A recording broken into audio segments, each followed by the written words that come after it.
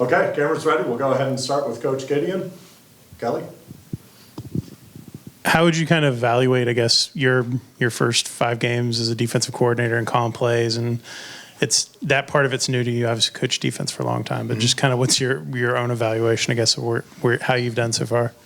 Yeah, the fun part is that our guys fight until the very last play, very last whistle. I mean, one of the most helpless feelings, I think, especially as a defensive coach, is if your guys lose fight, right? And then it really doesn't matter what you call or what stage of the game it is or what they're doing on offense. But I think we've all seen that now, a few examples of that this year, that our guys have an ability to adjust and forget the last play, remember the good, but also learn from the bad, and move forward. So a ton of credit to those guys in that locker room for having that maturity and that mental toughness and that togetherness, to not lose trust in their training and lose trust in the system and each other.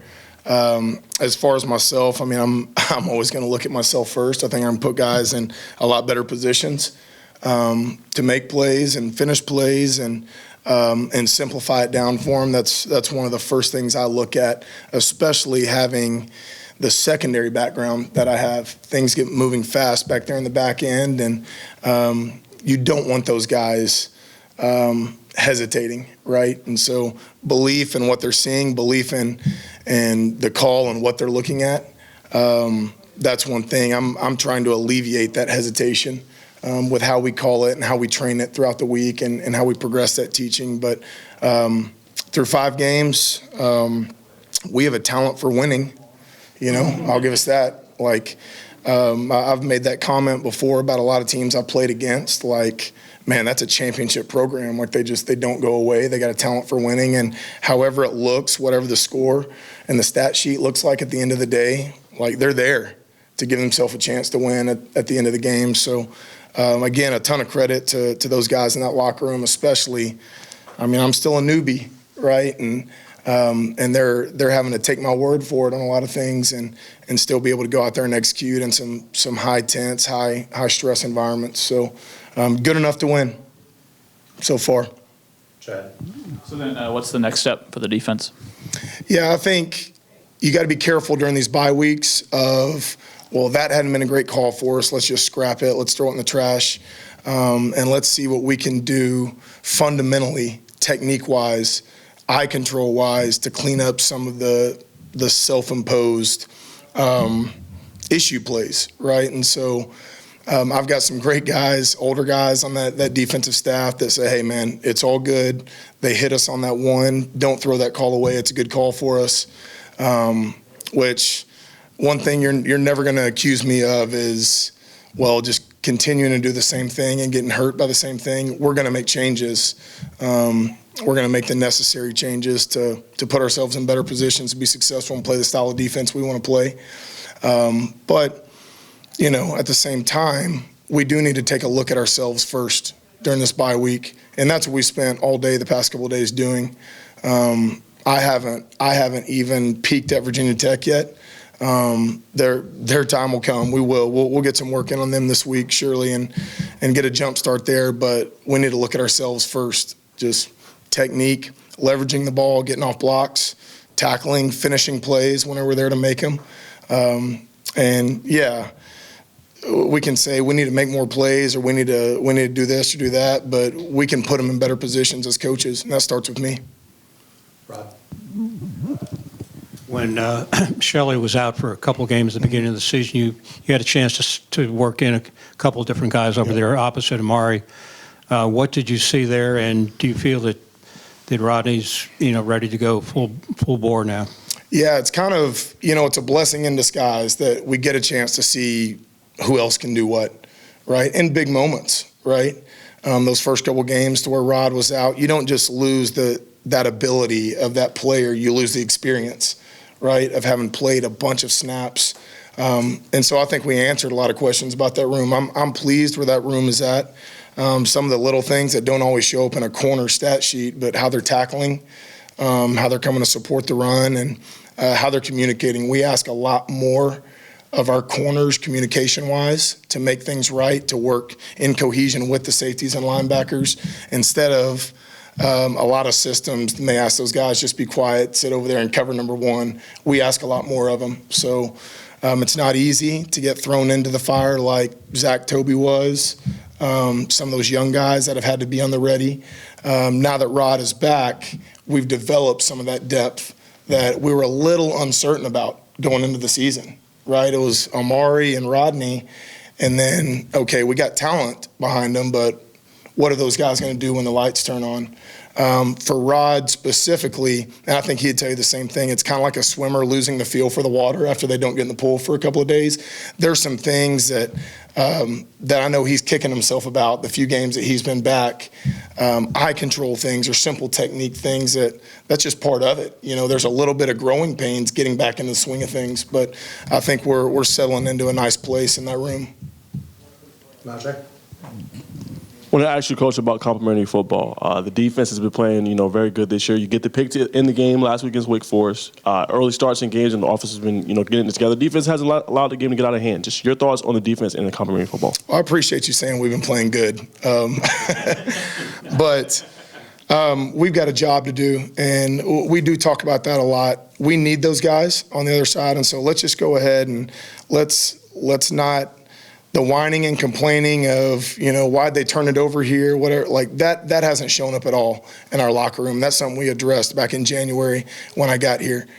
We've got a job to do, and it really doesn't matter where that series starts or what the circumstances are.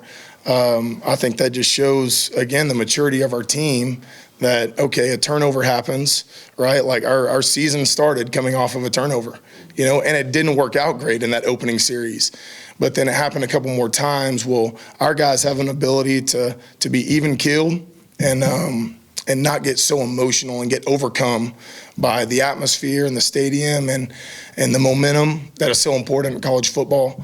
But that shows itself. I'm continuously impressed by those guys' ability, like their self-talk, how they deal with each other. At first, I'm like, okay, after a turnover, it's like, all right, we got to get them going. We got to reset their focus.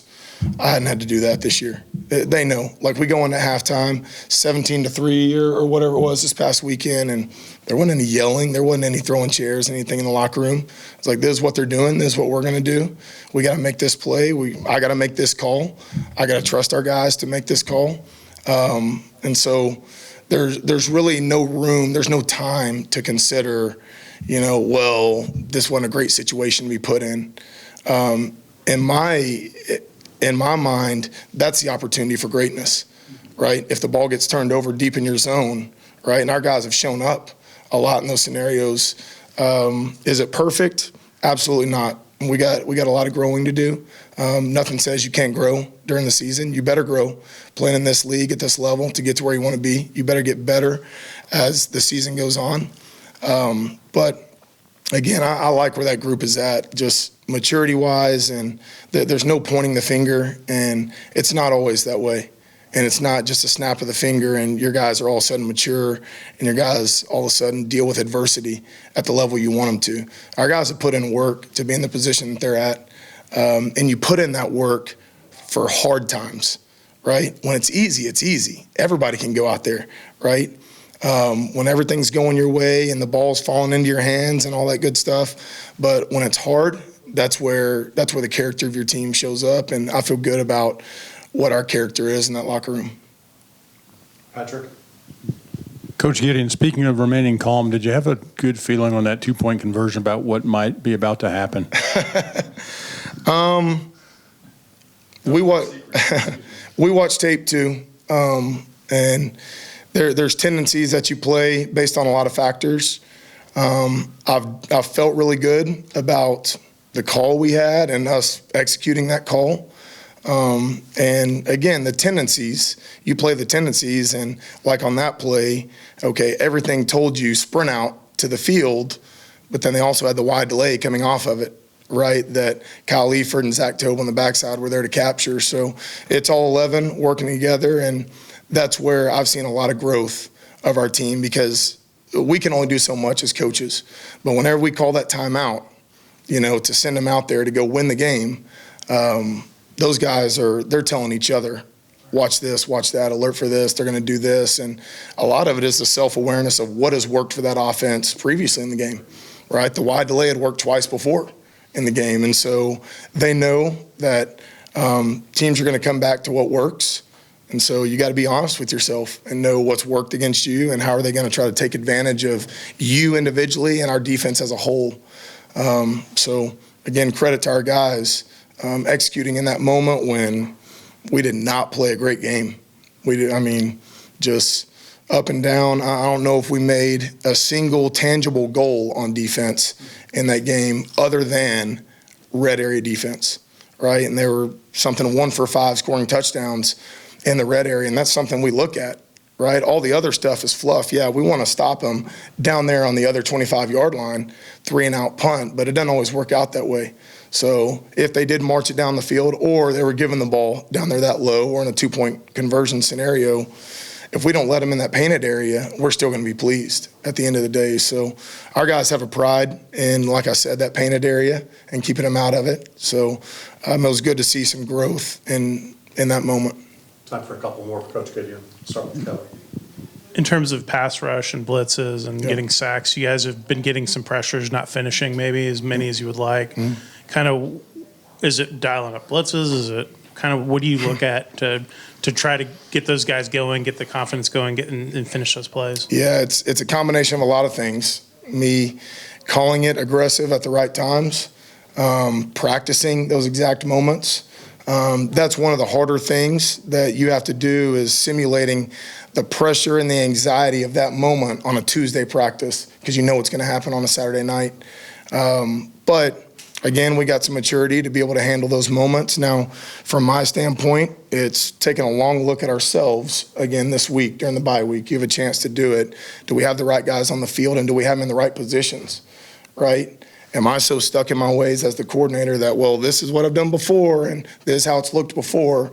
That may not fit our guys the best. So I know we've got the right guys. It's on me and our coaches to get the right guys on the field and in the right positions and trained the right way. So a combination of a lot of it. I can probably be more aggressive, but, by nature, I want to be sound. And so I never want to sacrifice that, right? I want to have bodies on bodies, and I want guys to go win their one-on-ones. And a lot of times, Coach Key talked about it this morning in the team meeting.